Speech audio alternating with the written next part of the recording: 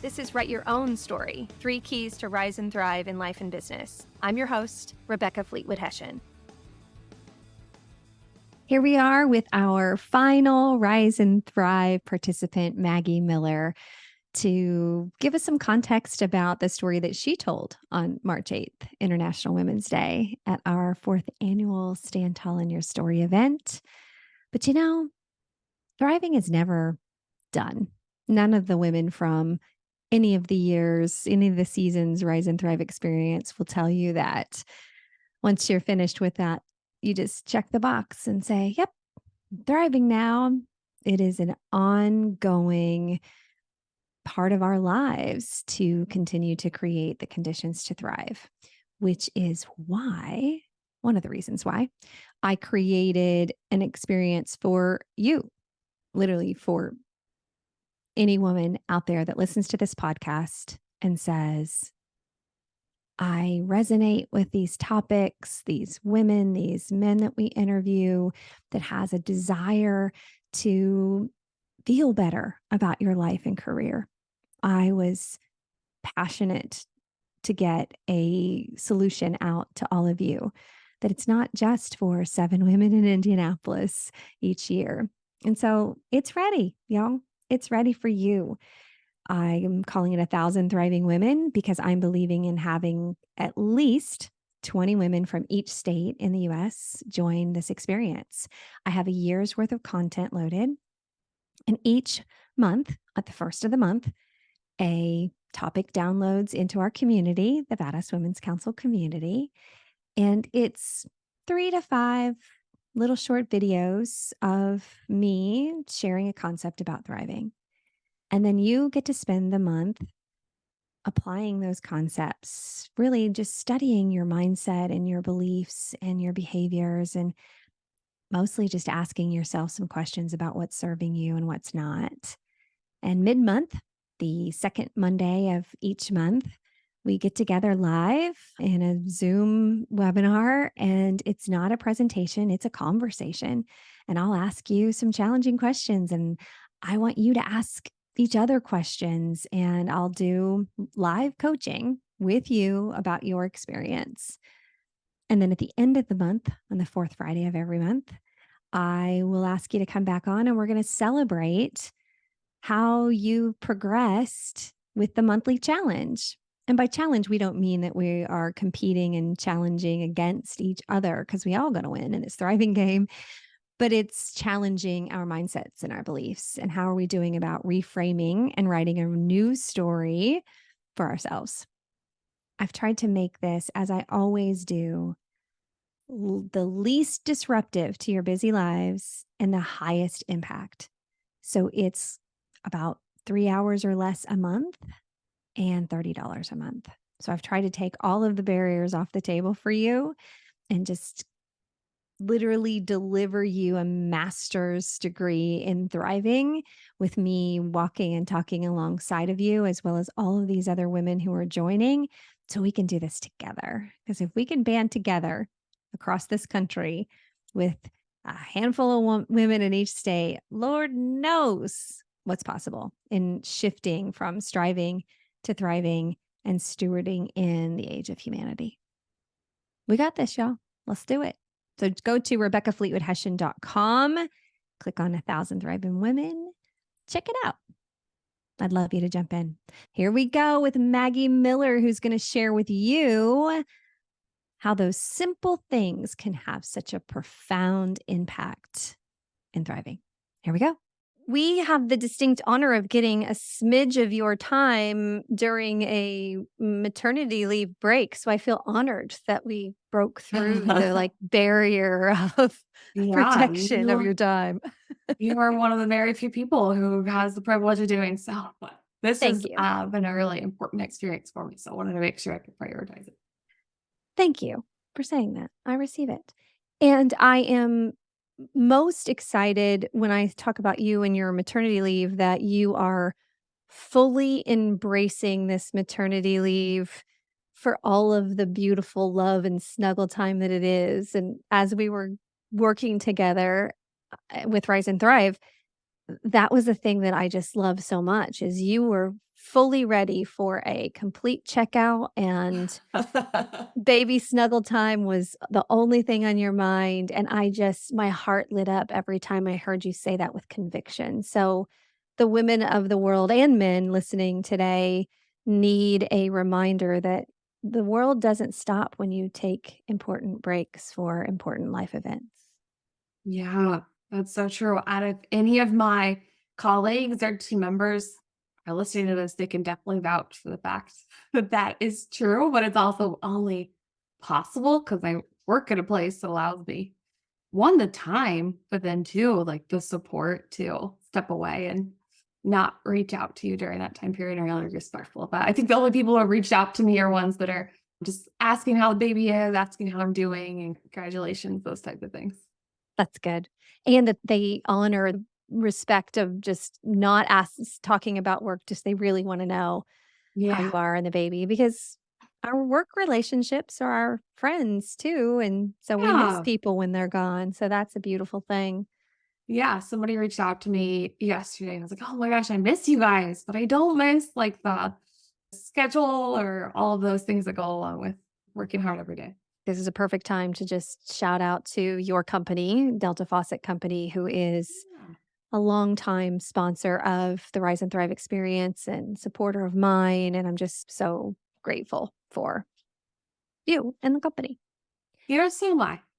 If there, as I went into this experience and started it, it's kind of rare that you have an organization that's willing to support you in that way and be really open to the time commitment and even financial commitment. And they've just been fantastic. So super, super grateful for the support I have there at Delta.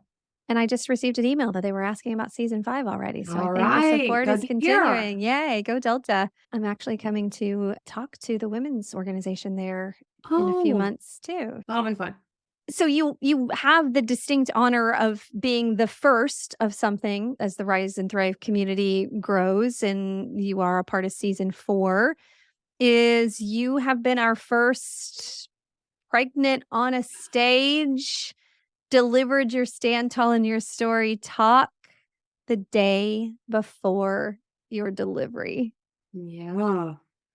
All of us were just me especially, I had just already seen it and heard it and known that you were gonna be on that stage. I just had this confidence in it. The See, you had that confidence. I did. I never did. Never. You didn't? We haven't talked about that. Oh, Interesting. no, I really could you would have these moments where you'd have us, like, sit and envision the event and, like, picture it in your head, walking onto the stage and, like, what I couldn't envision any of it. I'm like, "That's never gonna happen." So I manifested it for you. Awesome. Awesome. But it was such a powerful reminder, visual reminder of, women can have maternity leaves and be strong leaders, and we create life and we create the life of our working career.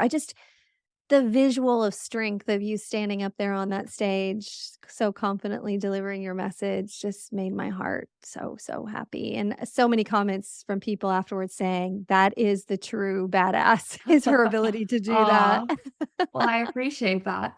That truly is a once in a lifetime opportunity. You only get to 40 weeks pregnant so many times, and you probably never ever schedule a talk in front of hundreds of people on that exact same day.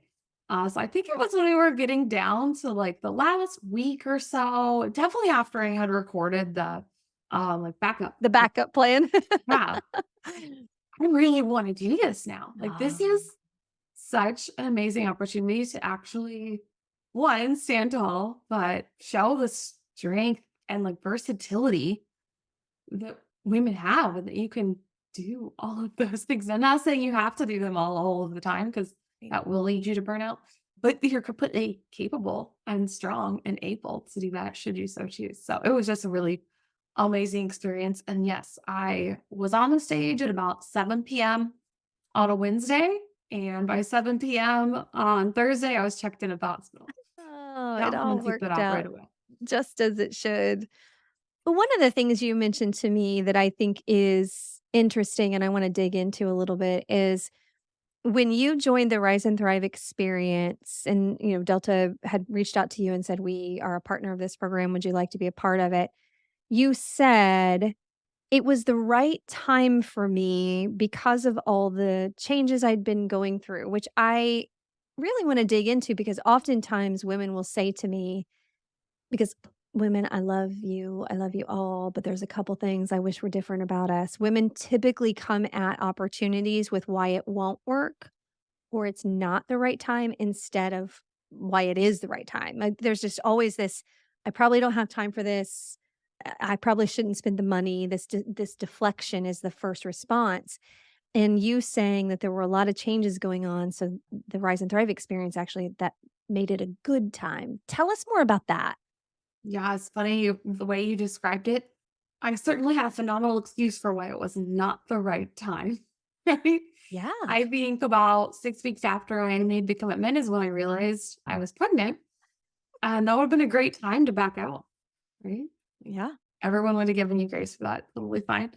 But no, I think what I was reading about the program and like hearing from others at Delta that have gone through the experience and talking with you, all of it really resonated with me about trying to maybe like find yourself, but like find this part of yourself that's going to actually thrive through all these different experiences in your life. And those certainly resonated with me to make me realize I needed that because I was in a place of such significant change and perhaps even amount of pressure I was putting on myself in order to do all of those things really well.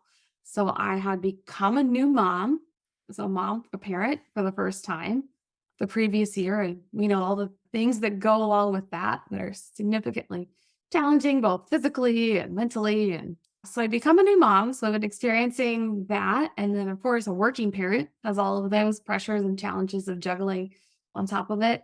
And then I had my second new leadership or like second new job in basically 2 years that I was learning to do as I went along, as well as lead a new team. And so there's just a significant amount of change in my career and my life at home, and really like thinking about who you are again through all of those experiences. Because that, if anything is going to change you, it's becoming a parent. And so it really was a great time to dig in and do that hard work to figure out like what success means and looks like with all of those new different things in my life.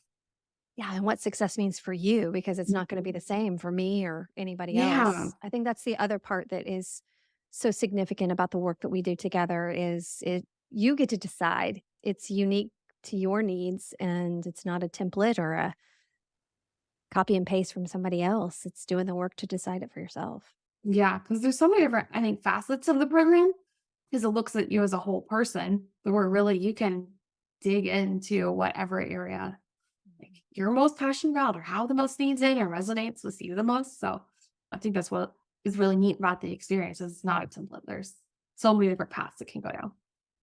So I'm just gonna underscore again for anybody out there that has considered Rise and Thrive or is thinking about, "Is this the right time?" Sometimes the biggest changes in your life are the exact right time to come in and do this kind of work. So I love that that was the way that you saw the situation, which is indicative of what I learned about you through the experience is there's this level of humility, strength that is just, I think, one of the things that makes it easier for you to bring people into the changes that you need to and build trust quickly with your team. I know the folks that work with you just speak so highly of you and your ability to do that. So I love that about you. Oh, well, thank you. And your organization has gone through significant change over the last several years and being in charge of the marketing of those changes and how the world sees the Delta Faucet Company is no small feat. Yeah. And I have been fortunate enough to be a part of those changes, I think significantly. And it's just, for a lot of companies, we're an almost 70-year-old organization. And the world has changed a lot in those last couple of decades, certainly the last decade. And so there's a lot of, well, the corporate speak of change management that we're continually working through that is continually challenging you and pushing you. And I think that's what continues to make the work exciting is you're kind of on that forefront of change and what you hope the future looks like for such a great organization. Yeah. People don't necessarily think about all the intricacies of that. We had great conversations about the business, and I love digging into business, especially from a marketing perspective. The person who bought a Delta faucet 50 years ago was a contractor, right? The person who Mhm. buys a Delta faucet oftentimes today is me. I went to Yeah. Lowe's and I got a faucet, and by God, I wanted to work by this afternoon, and I'm reading the instructions and trying to figure out how to install a faucet. Even things like that from a marketing perspective, like the message Yeah. that you put out is going to be very different to me than it is to the contractor who bought 500 of those faucets for the hotel down the street. It's Yeah, very it's a it's message, interesting. and it's just as you described, like the end purchaser and the channels of distribution for our product, where that contractor may have typically gone through like large plumbing distributor. Someone like you might start your purchase journey by searching Pinterest. online for a product. Yeah, exactly. Pinterest or Amazon or Yeah, Home Depot, who knows? yeah. And are researching that way in order to figure out what the right product is for them, the right brand. And that is a completely different set of capabilities that our organization has to have in order to win. Business in general makes me happy. It's fascinating. So another thing that makes me happy is the talk that our audience is gonna hear today after our interview is from our 4th annual Stand Tall in Your Story event on International Women's Day. And when we first sat down to talk about, "Hey, you're gonna be on stage giving this 7-minute TED-like talk." And everybody knew from the beginning of sign up, I didn't surprise anybody with it, but there's always this moment of, "I don't have a story to tell." What was going through your mind when you were thinking about, "What am I gonna share on stage?" in the very beginning? I have lots of ideas of stories. Like I was super surprised that I came up with so many options for stories. Oh wow, I do have a life full of stories of like full experiences from parenting to travel to professional experiences. I was really surprised that I had those many options. You even had a Jennifer Aniston Oh, yeah, story for a really good that got Jennifer cut, we didn't celebrity use. story, that was part of it. I had so many, I had, like, 30 great ideas, I narrowed them down, I was working with Alex, and I'm like, "Here's my best ones, and here's all my good, like, lessons that I really feel resonate with me the most, I wanna share." And she's like, "You gotta talk about eggs." Really?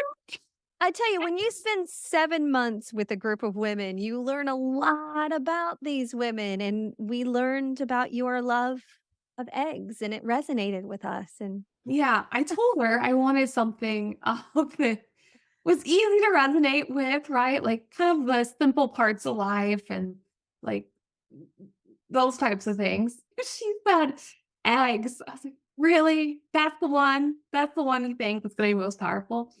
And as soon as I came around to the idea, it was so natural to write, like, what that meant in my world, but I think what was really interesting is the lesson or the takeaway actually, like, evolved throughout the process of writing the story, and it turned into one of my biggest takeaways from the overall experience, which is what I ultimately got to share on stage that day. Because yeah. I think as we were initially talking about it, it was like my obsession with eggs was a bad thing.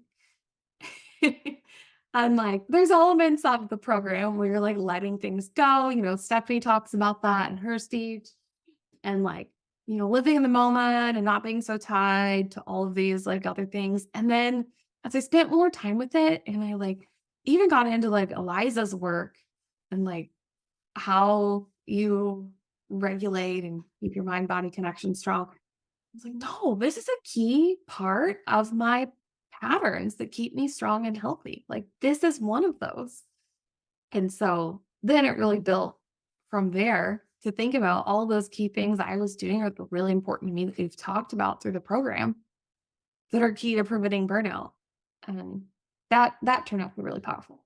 And it's one of the messages, maybe even the most important message that I want people to associate with working with me and Rise and Thrive is that we tend as business people to overcomplicate things for a lot of reasons. One, business is complicated sometimes, and sometimes it's about sounding smart and ego, and sometimes it's we think there needs to be far more data or than just our gut feel. There's all kinds of reasons for it. But the most profound answers for our business and in our life are the simple things that have a powerful pattern that lead us to where we want to go. Like, Yeah. if you boil it all down, that's what it is. And eggs represent a simple, powerful pattern that has existed in your life for maybe ever. Yeah. I think for like 10 years. It's funny how often eggs are coming up now about how like just powerful they are in terms of nutrition and balanced day. But I think as we like work through the program and all of the different signals you have to things might not be going well, you might not be in that place, maybe you're heading towards burnout. What I realized is a lot of these things that you maybe thought were just a convenience or were optional, like just push through, like you don't have to have those, or maybe they're even selfish, such as like exercise or daily stillness or time to yourself. Those are actually those simple things that are critical to keeping you strong and healthy and being able to enjoy and like fill these roles really well and enjoy them for yourself. And I think that's what was really transformational is you maybe prior probably saw those things like eggs as like a silly obsession or exercise is like maybe that's selfish to take time to do that. But I think once you realize that's the key to keeping you strong and healthy, and that's good for everyone around you. Yeah. And so often those are the first things that get thrown out in frenetic times of busy. And that's the worst thing that you can do for yourself and for others. And you said something as well that I think is important is our careers. We want to create a career and a life that we enjoy. That it's not just something that we tolerate for the paycheck or the title or whatever. Like, let's build a life that we like and Yeah. want to Our live. time is precious. It's the most valuable and limited resource you have. So spend it wisely. Yeah, 100%. 100%. Anything else about the experience that you want to share today that has stood out for you? Maybe what we were just talking about is how valuable time is. There's this, I don't know, I think it was something I saw online recently about the time billionaire. It's not like you're a dollar billionaire, you're a time billionaire when you're a certain age and you think about like how you're spending all those seconds and all those moments and how really fleeting they are. I think that's absolutely reflective of where I am in my life now. And in this second go around of maternity leave, it is way more prevalent or obvious, like crystal clear to me now than it was last time. Because last time you didn't, like the first time around, you're kind of stressed and you're still adjusting to everything and you haven't experienced it before and you just don't know how fast it goes by. And like all these things are really challenging, are still challenging, but you know they're not going to last forever. And you know that it happens really fast. And so I think we did some of this like dream guide or really like figuring out like prioritizing what's matters most to you and making that a priority. And I think that's just so important right now for where I'm at with a newborn baby and a 2.5-year old is like these moments are so incredibly precious and special. And I'm super passionate about my career and my job, but I'll have 30 more years to work. And Yep. these little babies aren't gonna cling to me for very long. So certainly have that like top of mind to really appreciate the time we have right now. Mm, everybody needs to be reminded of that. And I would say, as someone on the other side of that, from a parenting perspective with 21 and 25-year-old, that every chapter of your story has some aspect of that. Yeah. So my son is moving to Nashville in a week, and we just had a conversation before I logged on about U-Hauls and getting things scheduled and ready to go, and being able to even be in the moment with him during this chapter Hmm. feels really special and important too. And I had a couple of days of frenetic pace where I was cranky and my nervous system had not been regulated like it needed to be, and I was actually feeling burnout. And one of the thoughts I had in my mind is, slow down. He needs you as much right now as he would have at younger times in his life to enjoy this with him. Not that he needs me to go pack his boxes. I'm sure he'd appreciate that, but he just to be along with your kids through all the things that Yeah. they're going through is special for a mom. So I'm excited for him, and I want to be present in this week that he's got wrapping up things and not be so distracted with my work that I don't enjoy it with him too. Yeah. That's such a great point. Like, the needs are going to evolve and change with her. Always going to be there. Like, there's always going to be that moment to be present in. And so I think that's what's become a really key part of the program is figuring out what that looks like for you and how you do that well and what your priorities like help you just thrive in those different environments. Because it's not like it's going to magically not be a priority when they turn 5 or something like that. Nope, it's just different. This Yeah. just shifts. And you mentioned Eliza Kingsford comes along as a Thrive Guide, and the key element for her is to help us understand how our brains work. And one of the biggest takeaways is teaching us about our nervous system and how to regulate Mhm. it and connect our mind and body. And it has had a significant impact on me working with her in the last, I don't know, 4 years, to recognize that some of my biggest challenges or disappointments or things that I'm just not proud of about my life, things I would go back if I could change the story and probably change it, are often associated with a time in my life when my nervous system was so dysregulated that I wasn't responding in a way that was true to me and my values and my priorities. And once you learn how to do that as a practice, it's a game changer, man. That is a superpower. Mhm. It is in everyday life, at home and at work. Yep. Yep. I have a client that 2 of their executive team were just in a major dysregulated state from things that were happening personally, and it was keeping them from being able to show up in a way that they wanted to at work, and people were noticing but not sure, and just to be Mhm. able to assure them that everything was gonna be okay and giving them some of those skills and practices to do that is profound. And you mentioned them.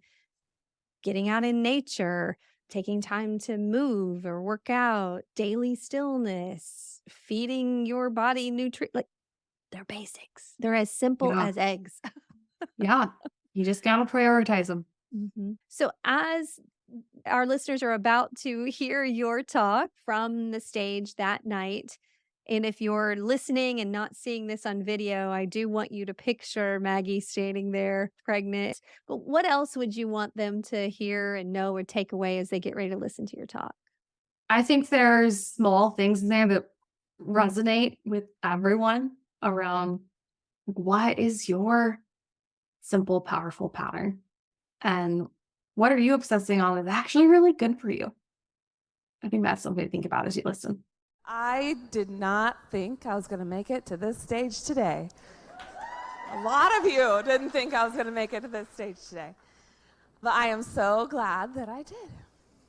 Something really important to me has been in the news a lot lately, causing a bit of an uproar, threatening to disrupt our daily lives. It's probably impacted a lot of you, but maybe not as much as it's impacted me. You might be thinking of the war in Ukraine or our latest social justice issue, but that's not what I'm thinking about, even though those are really important. I am talking about eggs. That's right, eggs. There are plenty of people who can agree breakfast is the most important meal of the day, Well, I am certainly one of them, but for me, it's much more specific. It's more like eggs are the most important meal of the day. I bet a lot of you have your coffee every morning. I do not. It's more like don't talk to me until I've had eggs in the morning. Each morning, I like to fry or scramble 3 eggs and enjoy them with a side of fruit and a cup of green tea. And there's just so many wonderful ways to cook eggs. You can have fried eggs, scrambled eggs, eggs casserole, egg sandwich, eggs sous vide, deviled eggs, boiled eggs, omelets, quiche. Get the idea. So I think this ritual started for me about 10 years ago, and you could definitely say or see it's become quite a bit of an obsession. But is it a problem? I don't know. You tell me. So first, like I said, if I don't have eggs in the morning, I'm probably grouchy, maybe even weak. There is a farmer and a farm stand who live on my street. So yes, I have an egg guy. You might call him a bit of an egg dealer. He is in my phone. It's personal. He comes to our Christmas party. You have to know the source of your egg supply. I have gotten up in the middle of the night to go over to his farm stand and get eggs because I realized I didn't have any in my fridge, and I couldn't handle what was facing me in the morning. And I think there's only been a couple of times that I have texted him to find out when he was going to restock his supply so I could get there right on time. My husband and I have a saying in our household when you go to the grocery store, ABE, always buy eggs. It's more like don't come home without eggs. I have nearly missed my flight at the airport because I was standing in line waiting for eggs. But don't worry, I have fixed that. I figured it out. Now I cook eggs the night before. And I pack them, carry them through security to make sure I'm going to have a great start to my day of travel. Speaking of travel, Starbucks officially secured my loyalty when they launched the egg sous vide menu item. Like delicious, simple, perfection. Won't go anywhere else when I'm on the road anymore. We have just entered deviled egg and Easter egg season. Talk about a good time. And I think it was about 3 or so years ago, I was planning our next trip or vacation when my husband pointed out to me that I was choosing where we were going to stay based on how I would get eggs in the morning. And that's when some alarm bells went off. I started to have to ask myself some tough questions. Were eggs controlling my decision making? Were eggs interrupting my life? Was I missing out on the world because of eggs? No. See, when you're going 1,000 miles a minute and you're thrown curveball after curveball and you're exhausted and you are stretched, both physically and mentally, it may not feel like there's an end in sight. Like Rebecca said, you might be at risk of a burnout. And I bet a lot of us in this room tonight could be at risk of a burnout, or at one point in time. Over the last 3 years, I have gotten 2 new marketing leadership jobs. I have built 2 new marketing teams from scratch. I lead a team of excellent marketers at a Fortune 500 company here in town. And during that time, I also drove significant organizational change at that same company. I led through a pandemic, didn't we all?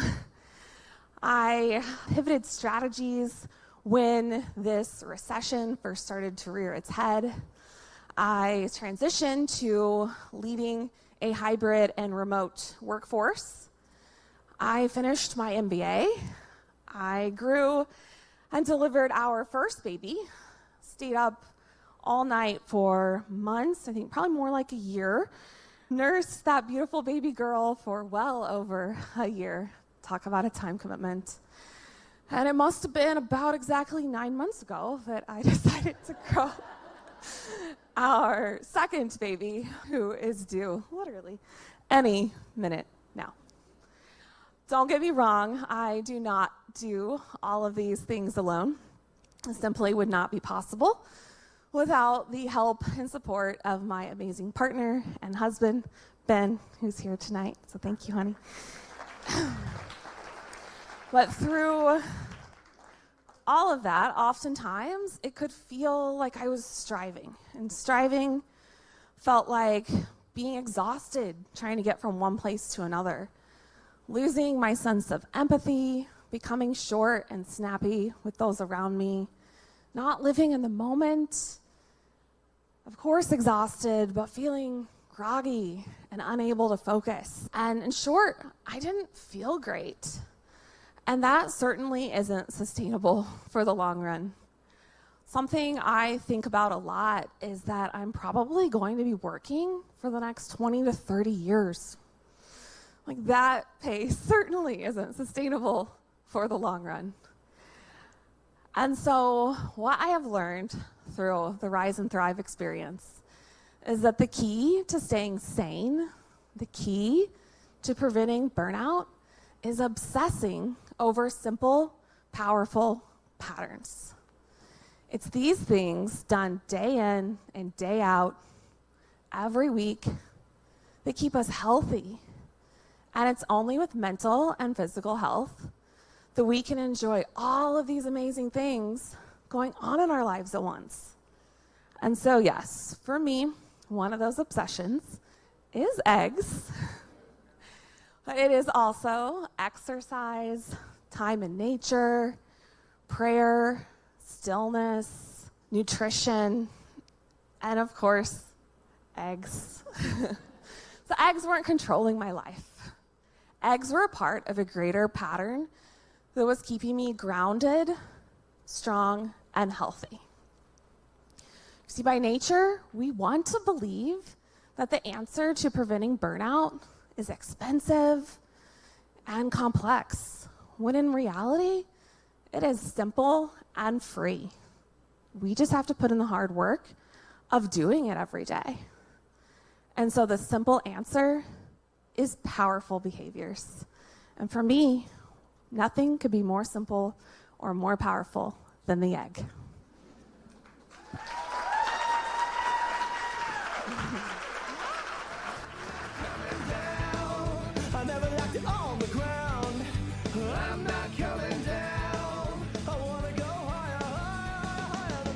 Thanks for listening to this episode. I would love it if you would leave a rating and a review on Apple Podcasts, and then go to wethrive.live.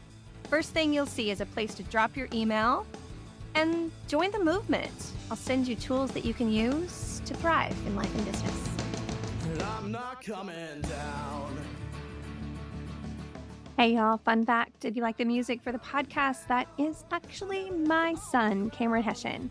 And I would love it if you would go to Spotify and iTunes and follow him and download some of his other music. My personal favorite is TV Land.